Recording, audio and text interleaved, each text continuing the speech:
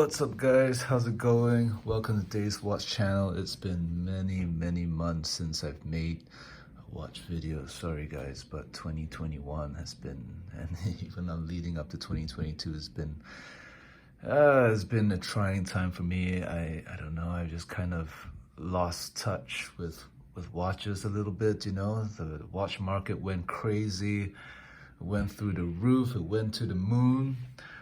Like this Omega Speedmaster, man on the moon. I mean, prices just went up to the moon, and you know, apparently it's kind of softening right now.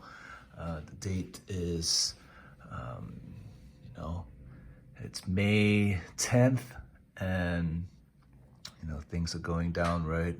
Stocks are going down, real estate's going down.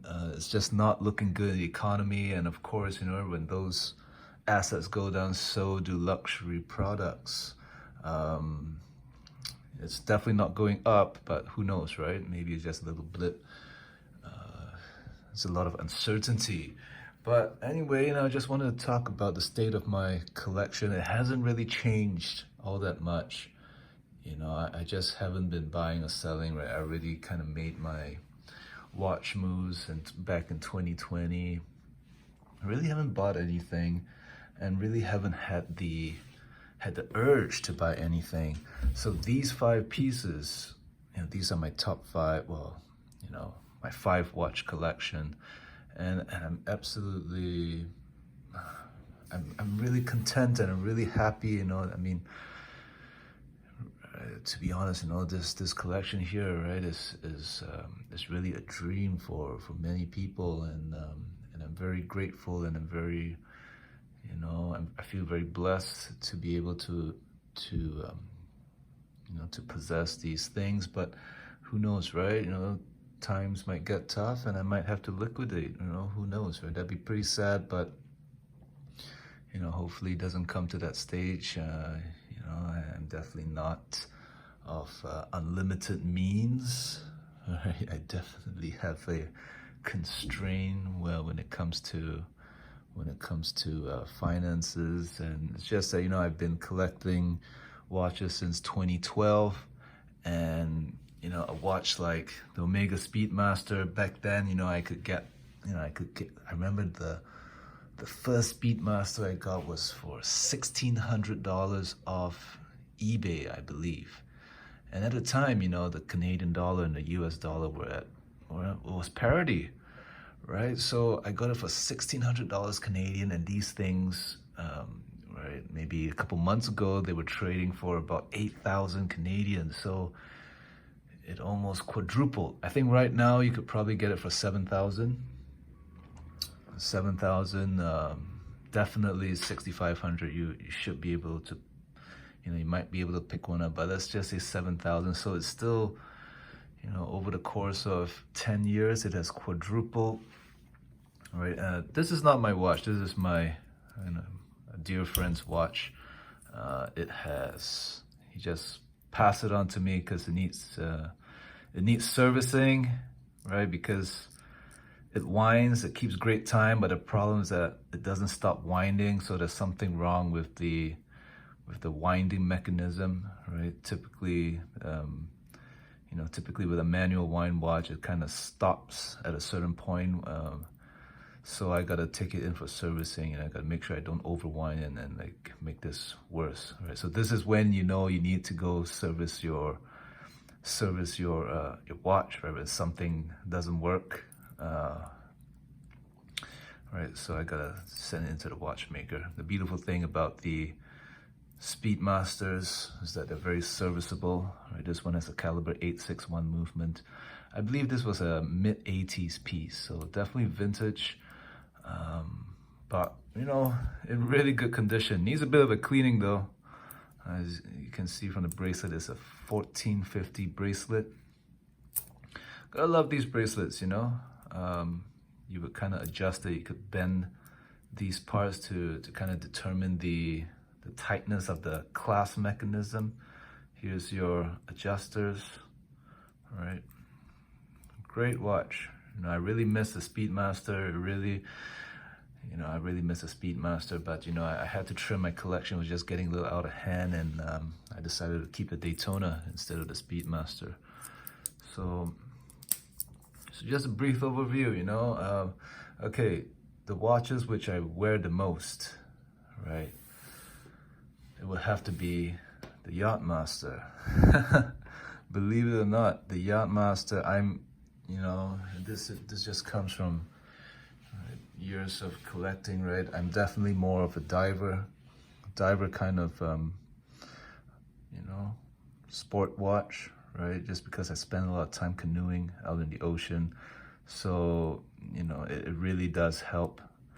I really do use the dive bezel to time myself when I go do my distance pieces. I usually paddle for about 10 kilometers or so, and that would take me about an hour. So I do use it to time, and I really love for my purposes, a bi-directional bezel just works better, right?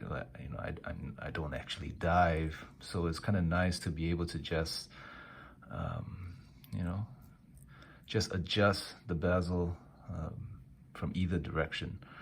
Right, so I actually do boating. So the Yacht Master for me is actually the ideal sport watch. Right? It's a fantastic watch. It's a great alternative to the Submariner. Right, but let's not kid ourselves. Right, the Submariner in terms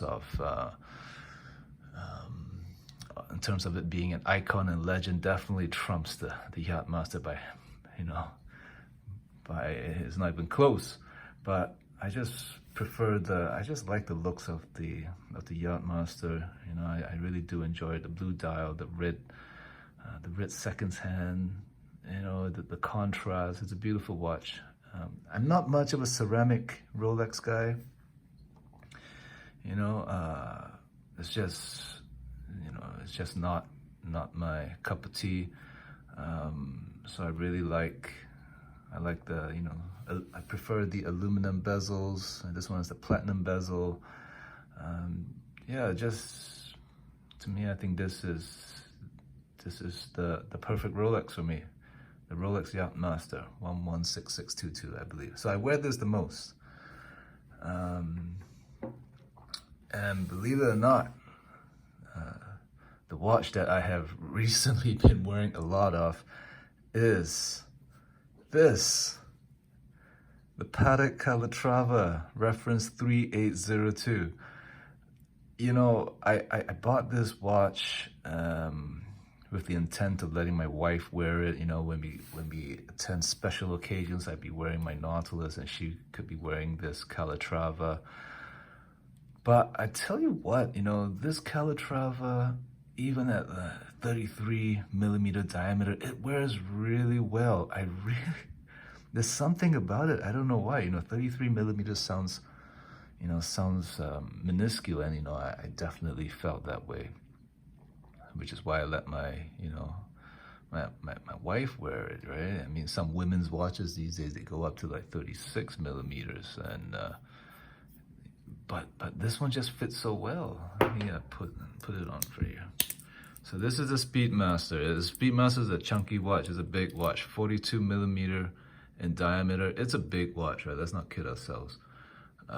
Which is why I think it's been so popular, right? Because the trend is for big watches. And my wrists are 6.5 inches, 6.25 inches. It's not very big. I don't have really big wrists, but you know, the 33 millimeter diameter Calatrava. Mind you, I almost sold this watch. I actually did list it, but the more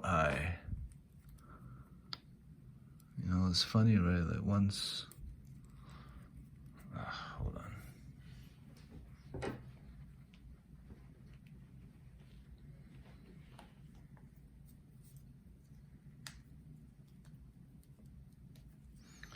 There we go. Like it just fits. It's just nice, you know. It's just nice. I guess because, you know, the lugs are really long. It just fits so well. And it's so thin, it's so low profile, very understated. You know, I don't even have to worry about, you know, walking through narrow passages and kind of nicking the case of the watch, right? Compared to the Speedmaster. You know, I think it's just so easy to wear. You know, it's just flush with the wrist. It's so nimble. I can go anywhere with it. To be honest, I actually do bike with this Calatrava. I know, you know, people will think I'm crazy, but it just fits so well. It's like not even there. You know, understated. It's such a great, you know, it's an ideal dress size, to be honest, right? I think a dress watch, the ideal size, you know, this works. I think up to 37 millimeters, right? Between 33 and 37 millimeters for men's dress watch. I owned the Paddock 5107, which was 37 millimeters. That was, boom, very nice, perfect. And I also owned the 5196. They were both in white gold. Now that one was a little bit big, to be honest, right? Yeah, by modern standards it was fine, but I just felt, maybe it was because it was just a time only. So there was a lot of, you know, 5196, there's a lot of surface area. And if you actually get a watchmaker to open the case back, the movement is actually really small. So it kind of looks a little bit, I don't know, disproportionate in movement to case size ratio, right? But you know, this 33 mil Calatrava, it works, right? So I think there is a place for 33 millimeter diameter dress watches, right? If you're looking to pick one up, you know, a dress watch, these can be had for, well, actually these are pretty expensive, but you know, you can get like a Vacheron Patrimony 33 millimeter diameter watch, right? If you find one, I mean, these could be had for, yeah, you know, good money, right? Good deals, as opposed to, everybody wants a sport watch, right? Would I pay $7,000 for the Speedmaster? No, I think I couldn't really. You know, I would much rather go for a reverso instead, or maybe get a 33 millimeter diameter manual wine watch. I mean, the 3919. I think those go for maybe $10,000. You know, put in a little bit more money, right? If you got $8,000 to splash on the watch to treat yourself, I wouldn't go for the Speedmaster, guys, right? I either go for a reverso or save up a little bit more money. You know, maybe you get a, you know, you get a Paddock dress watch, you know, because this is pretty overvalued in my humble opinion. All right, so the other watch that I wear the most is actually this, right? The AP Royal Oak. I really love the AP Royal Oak. I love the design of it. It is my, you know, in terms of design, right, which do I prefer, the Royal Oak or the Nautilus? I have to humbly say it is the Royal Oak. And this watch, in my opinion, is special to me because my first Royal Oak was the Jumbo, you know, 5402. It was a B series, and you know, and those watches housed a caliber 2121, which was a JLC based movement, which is the same as this, right? This houses a JLC based movement. It's basically a JLC movement, right? You can check. They use it on I think some of their master control. I think they use this movement on some of the master control dual time watches, and yeah, you know, it's like an evolution from those times, right? JLC and AP working together to produce a watch, right? You have a AP design case with a JLC movement, which is the exact same thing which happened way back then when it came out with the Royal Oak Jumbo. So, I mean, I really love this watch, right? Fantastic. Then, of course, This was my wedding watch, the Rolex Daytona 116520. And I definitely wear this watch as well. Do I prefer the Royal Oak or the Daytona? You know, I mean, this is, these are two amazing pieces, right? But in terms of usability and durability, definitely the Daytona. You know, the clasp. I did have some problems with the clasp, and I sent it to the service center in Canada. They're based in Ottawa. They fix it for me free of charge. Great service, and it's great. But in terms of like durability and serviceability, definitely the Daytona. However, in terms of feel and how does a watch make you feel, right? I definitely feel a little more, got a little bit more mojo going on with the Royal Oak compared to the steel Daytona. Not to take anything away from this though, I mean the steel Daytona is such a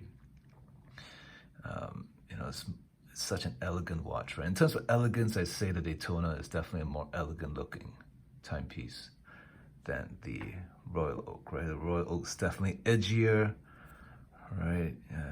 So you got more of an edgy personality. I think the Royal Oak might appeal a little bit more to you.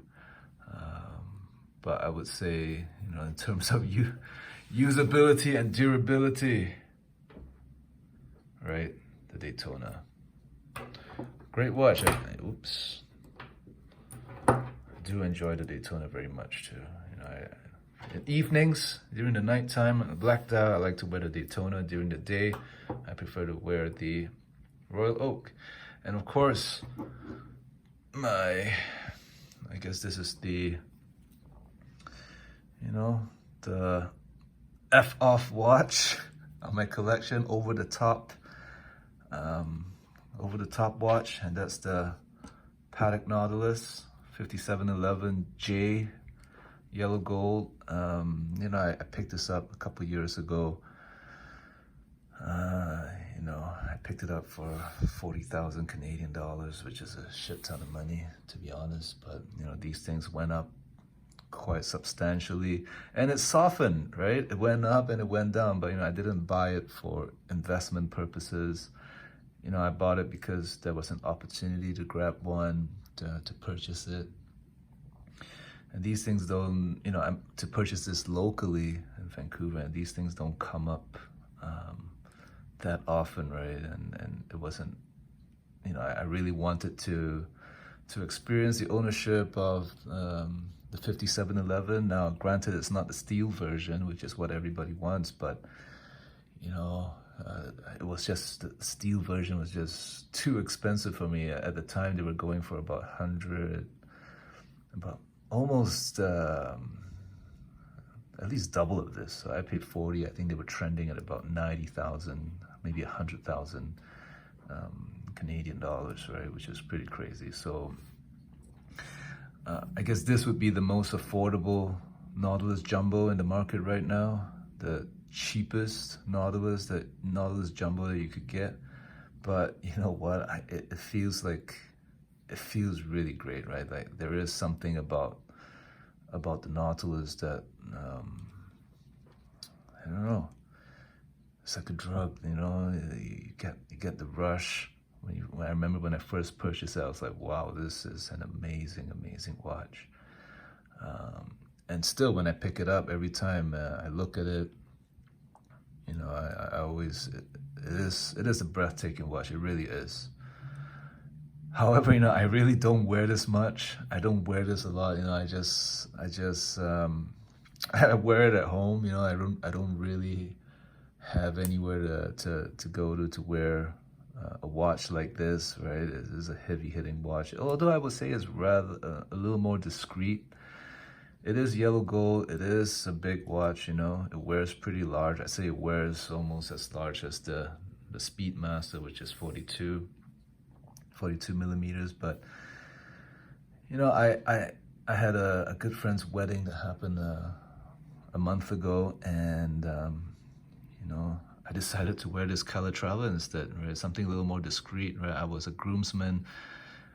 I don't want to be wearing a Paddock 5711J, you know, it was my buddy's day, it was his day. I don't, I didn't want to, like, you know, big note myself or whatever, right? So there is a function, a purpose for like a discreet dress watch like this Calatrava. You know, sometimes you don't want the attention on yourself. If I go meet clients and you know, something more discreet, something like this really works, right? It really works really well. But at the same time, I cannot deny the aura and the vibe around the 5711 Nautilus, right? This is the dress Nautilus. However, you know, I really don't wear it much, right? Straight up, it's just not, you know, and I should wear it a little bit more. Anyway, wow, this video went on for a long time. Okay, hey, if you made it this far, thank you very much for watching. Really appreciate it. Good luck in the year ahead and your watch collecting journey. And hope you have a good day. Goodbye.